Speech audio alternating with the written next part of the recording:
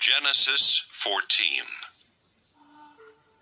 In the days of King Amraphel of Shinar, King Arioch of Elasar, King Kedorlaomer of Elam, and King Tidal of Goyim, these kings made war with King Bera of Sodom, King Bersha of Gomorrah, King Shinab of Admah, King Shemeber of Zeboim, and the king of Bela, that is Zoar.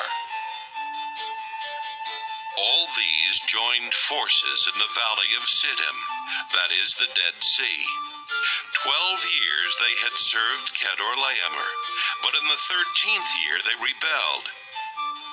In the 14th year, Kedorlaomer and the kings who were with him came and subdued the Rephaim in Ashtaroth Karnaim, the Zuzim in Ham, the Emim in Sheva Kiriathaim, and the Horites in the hill country of Seir as far as El Paran, on the edge of the wilderness. Then they turned back and came to En-Mishpat, that is Kadesh, and subdued all the country of the Amalekites, and also the Amorites, who lived in Hazanon Tamar.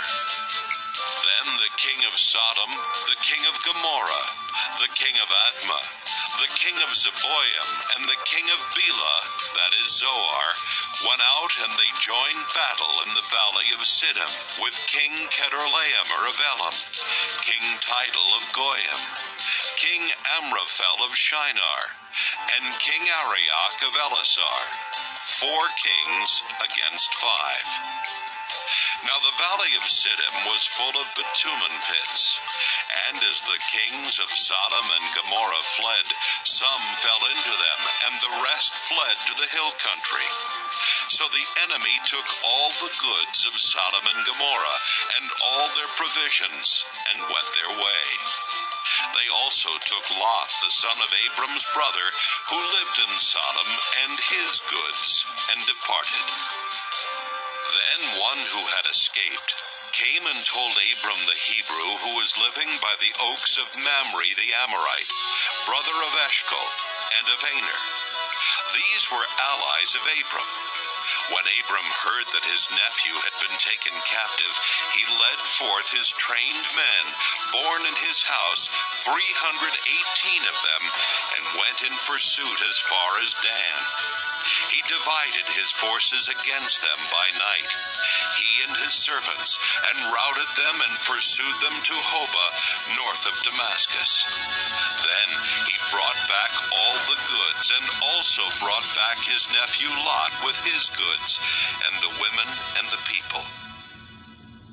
After his return from the defeat of Kedorlaomer and the kings who were with him, the king of Sodom went out to meet him at the valley of Sheva, that is the king's valley.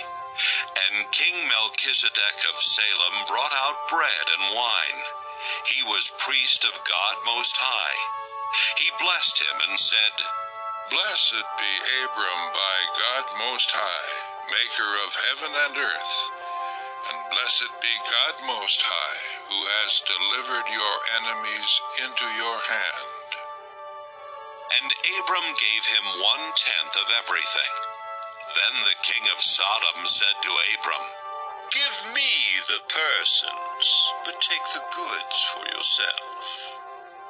But Abram said to the king of Sodom, "I have sworn to the Lord God Most High, maker of heaven and earth, that I would not take a thread or a sandal thong or anything that is yours, so that you might not say, 'I have made Abram rich.'